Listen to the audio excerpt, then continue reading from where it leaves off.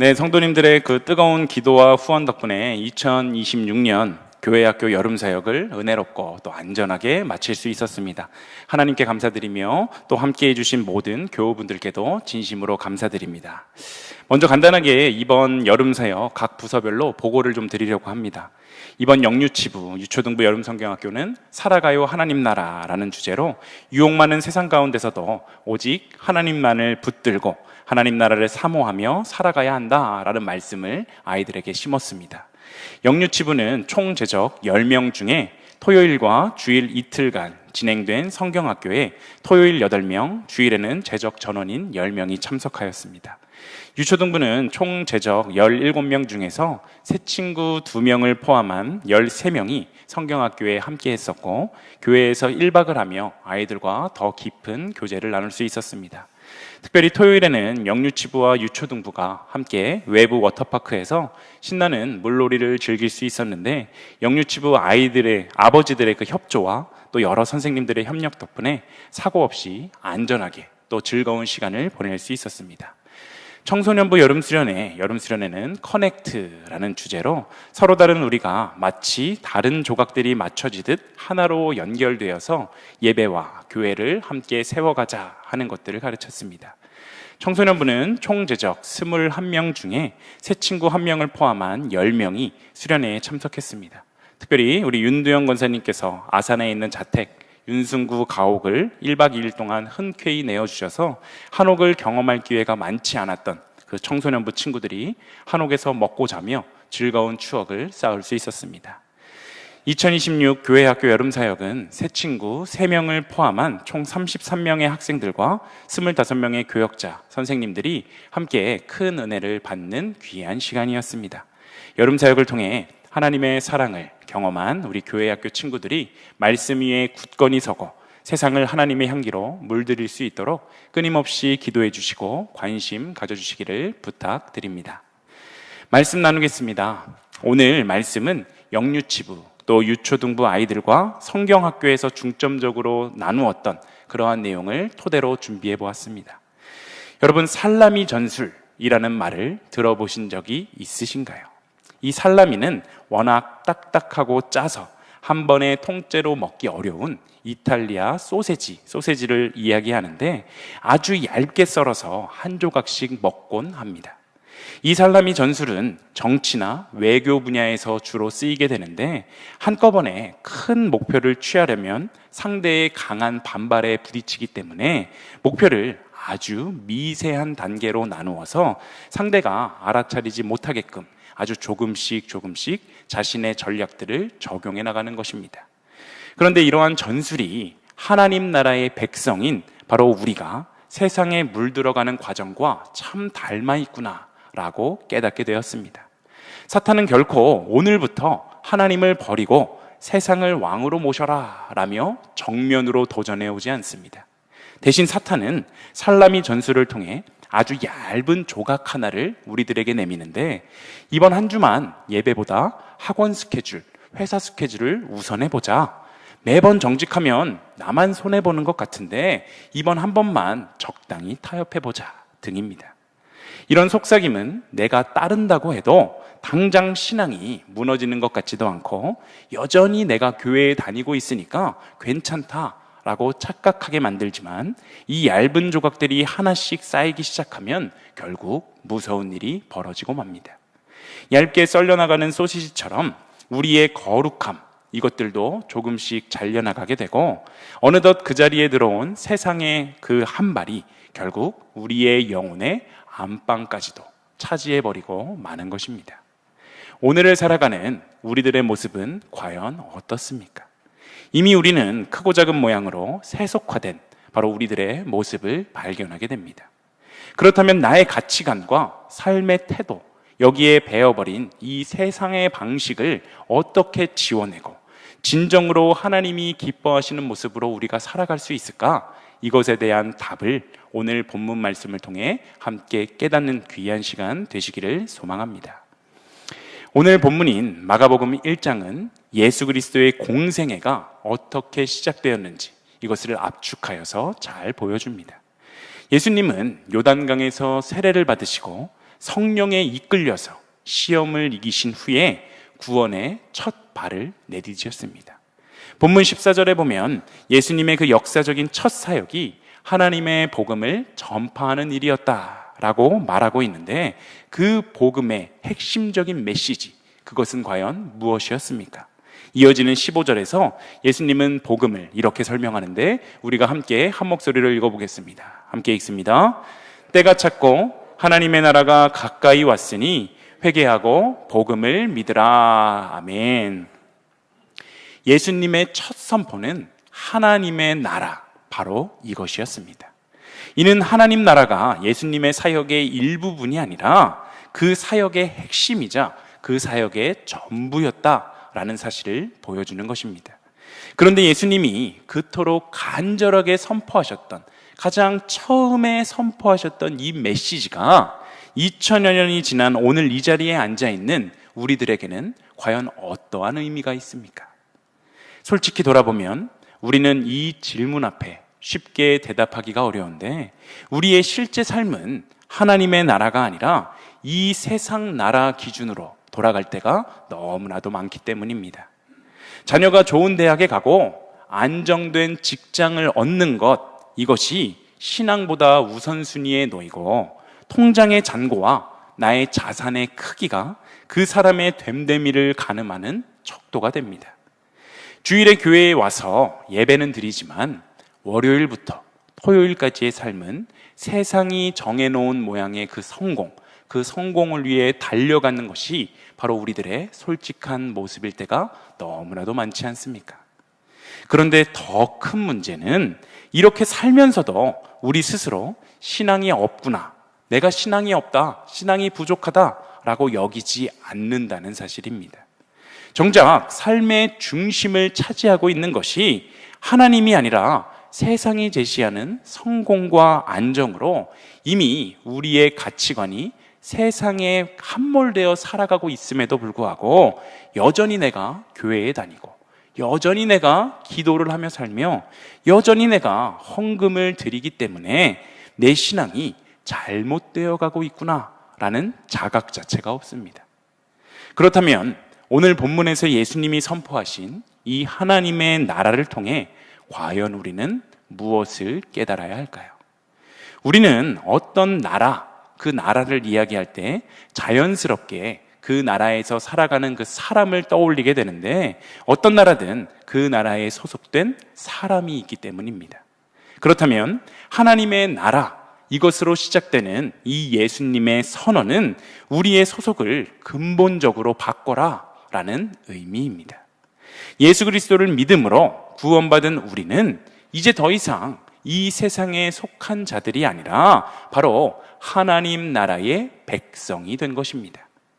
하나님 나라의 백성이 되었다는 것, 이것은 십자가의 능력으로 하나님과 화목하게 되어 그분의 한없는 사랑을 경험하고, 또 그 사랑 앞에 내 자아를 굴복시키는 바로 그런 인격적인 변화를 의미합니다. 세상은 끊임없이 경제적인 수준과 또 자녀들의 성적, 학업 성취와 사회적 지위로 바로 우리들을 평가하지만, 하나님 나라의 백성은 하나님의 아들이 자기 목숨을 아끼시지 않을 만큼 자기가 얼마나 존귀한 존재임을 잊지 않고, 세상이 매기는 그 성적표가 아니라 십자가가 증명한 나의 존귀함, 내가 얼마나 존귀하고 소중한 존재인지를 기억하며 살아갈 수 있어야 합니다. 우리는 세상 속에 살지만 이 세상에 뿌리 내린 사람들은 아닙니다. 우리의 시민권은 하늘에 있으며 우리의 삶은 왕이신 하나님의 말씀을 기준으로 살아가게 됩니다. 이러한 분명한 정체성과 소속감이 우리들에게 있을 때 우리는 세상의 유혹과 그 어떤 도전 가운데에서도 하나님 나라의 백성다운 그런 멋진 믿음으로 살아갈 수 있다라는 사실을 기억하며, 언제 어디서나 삶의 자리에서 하나님의 백성으로 살아가기를 소망하는 우리 모두의 삶이 되시길 소망합니다. 지금까지 우리는 하나님 나라의 백성이다, 하나님 나라의 백성으로 살아가야 한다라는 것에 대해서 이야기를 나누었는데, 그렇다면 하나님 나라의 백성이 속한 그 하나님 나라가 과연 무엇입니까? 많은 성도가 하나님 나라를 죽어서 가는 천국이라는 공간적 개념으로만 이해하곤 합니다. 물론 하나님 나라는 우리가 이 땅에서의 삶을 다하고 하늘 아버지의 품에서 영원히 안식해야 하는 그 천국을 포함하며 우리는 그곳을 사모하고 본향을 향한 소망을 늘 간직하며 살아가야 하는 것은 당연하지만, 이렇게 하나님 나라를 죽어야 비로소 도착하는 곳으로만 이해하게 된다면 오늘 우리의 삶과는 아무런 상관이 없는 이 하나님 나라라는 말이 아주 먼 미래의 이야기처럼 느껴질 수가 있습니다. 그렇게 되면 신앙은 자연스럽게 죽음 이후를 위한 보험 정도로 축소가 되고, 오늘 이 자리, 이 직장, 이 가정에서 하나님께서 과연 실제로 무엇을 하고 계신지 여기에는 관심을 두지 않을 수밖에 없습니다. 그러나 성경이 말하는 하나님 나라의 본질은 공간이 아니라 훨씬 더 역동적인 것입니다. 성경에서 나라, 이 나라를 뜻하는 단어는 공통적으로 왕의 통치, 다스림을 의미하는데, 즉 원어적인 의미를 볼 때 하나님 나라는 그저 죽어서 가는 천국이라는 공간적인 개념이 아니라 하나님이 왕으로서 다스리는 상태, 바로 그 자체에 가깝습니다. 이스라엘 백성은 오랜 역사 속에서 이 사실을 몸으로 직접 체득했습니다. 그들은 사무엘 시대에 사람 왕을 요구하다가 실패를 맛보았고, 이후 다윗과 솔로몬의 영화도 결국에는 무너져서 바벨론 포로로 끌려가는 아주 큰 아픔을 겪게 됩니다. 인간의 왕이 다스리는 나라는 반드시 실패할 수밖에 없다라는 것을 처절하게 경험했던 그 이스라엘 백성들에게 선지자들은 한결같이 언젠가 하나님이 친히 왕으로서 우리를 다스릴 날, 이것을 소망으로 선포했는데, 이것이 바로 이스라엘이 수백 년 동안이나 애타게 기다려왔던 하나님의 통치, 하나님의 다스림이었습니다.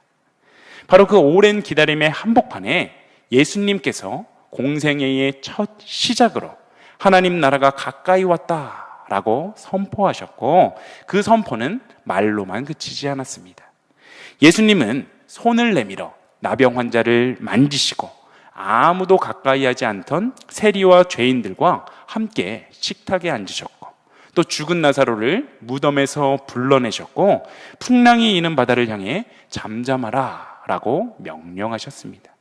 이 모든 사건은 단순한 기적쇼가 아니라, 보라, 하나님이 왕으로 다스리시면 세상이 이렇게 놀랍게 회복된다라는 것을 눈앞에서 보여주신 하나님 나라의 실제적인 그러한 모습이었습니다. 병든 곳에 왕이신 하나님께서 다스리시니 치유가 일어나게 되었고, 소외된 자리에 왕이신 하나님께서 다스리시니 환대가 나타나게 되었고, 죽음의 자리에 왕이신 하나님이 다스리시니 생명이 일어나게 되었습니다. 하나님의 통치는 이렇듯 먼 미래, 우리가 죽어서 가야 될 천국, 여기서 그치는 것이 아니라 지금 여기 고단한 삶의 현장 속에 이미 들어왔던 실제였습니다. 그렇다면 오늘을 살아가는 우리들에게 이것은 어떠한 의미를 가질 수 있겠습니까? 하나님 나라를 살아간다는 것은 죽어서 어딘가에 도착하게 된다는 것이 아니라 지금 내 삶의 자리, 나의 가정과 일터와 관계 속에서 하나님의 다스림이 실제로 일어날 수 있도록 우리의 삶을 내어드리는 것입니다. 내가 화를 낼 자리에서 참고 용서할 때, 내가 손해볼 것을 알면서도 정직을 선택할 때, 내가 외면하고 싶은 이웃에게 손을 내밀어 줄 때, 바로 그 자리에서 하나님의 통치, 곧 하나님 나라가 임하는 것입니다. 그리스도를 믿는 우리 안에, 그리고 우리 공동체 안에 하나님 나라는 이미 시작되었습니다. 우리는 예배를 통해, 또한 성도 간의 사랑을 통해, 말씀에 순종하는 우리들의 삶을 통해 그 나라의 기쁨과 평강을 이미 맛보며 살아가고 있습니다. 그러나 동시에 우리는 여전히 죄와 고통, 질병과 죽음이 존재하는 이 세상을 살아가고 있는데, 그 이유는 하나님이 이루어 주실 그 나라가 아직 완성되지 않았기 때문입니다. 2000여 년 전 예수님이 성육신으로 이미 시작됐던 이 하나님의 나라는 예수님이 다시 오신다고 약속하셨던 그 재림을 통해 최종적으로 완성될 것인데, 요한계시록 11장 15절의 말씀을 함께 읽어보겠습니다. 함께 읽습니다.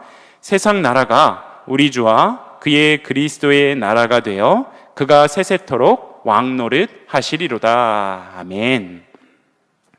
우리의 삶에 다 해석되지 않은 고난과 아픔들이 여전히 존재하지만, 그럼에도 우리가 소망을 가지고 살아갈 수 있는 이유는 그리스도가 다스리실 그 나라의 완성, 그것을 꿈꾸며 우리가 바라보며 살아갈 수 있기 때문입니다.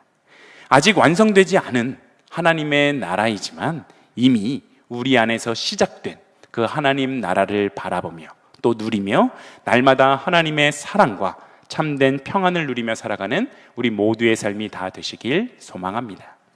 오늘 말씀을 정리하도록 하겠습니다. 우리는 예수 그리스도를 믿음으로써 하나님 나라의 백성이 되었습니다. 세상의 부귀와 영화가 아니라 십자가가 증명한 존귀함, 바로 그것이 우리의 진짜 정체성입니다. 하나님 나라는 하나님이 왕으로서 다스리시는 상태, 이 상태이며 그 통치는 이미 우리들의 삶 속에 들어와 있습니다. 우리가 반드시 기억해야 하는 것은 그 다스림, 하나님의 다스림은 예배당 안에서만 일어나는 것이 아니다라는 사실입니다. 직장과 일상의 모든 자리에서 맡은 일을 우리가 성실히 감당하고 사람을 정직하게 섬기는 것이 바로 하나님 나라의 일이기 때문입니다. 하나님은 세상 모든 곳을 다스리시고 계시며 죄로 깨어져 버린 이 세상 속에서 그 다스림은 회복과 치유의 형태로 나타나게 되기 때문에 우리가 서 있는 모든 곳에 바로 하나님의 나라가 있는 것입니다.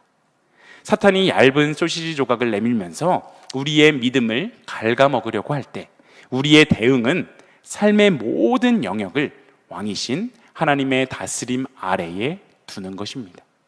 우리가 타협하며 내어준 조각은 다음 세대가 맞닥뜨릴 큰 파도가 되어서 다음 세대들을 위협하게 되겠지만, 우리 장년 세대들이 하나님 나라를 선택하는 거룩한 뒷모습은 다음 세대들이 하나님 나라의 백성으로 자라가게 하는 아주 큰 힘이 될 것입니다.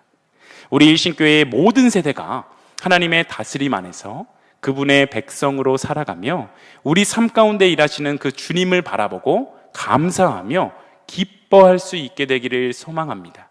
특별히 우리 교회 장년 세대들이 믿음의 올바른 길을 걸어갈 때 우리 교회의 다음 세대가 바로 설 수 있다라는 사실을 기억하며 우리 한 사람 한 사람이 하나님 나라의 진정한 백성이 되어 우리의 모든 영역을 하나님께 맡기며 살아가는 모든 성도님들 다 되시길 간절히 소망합니다.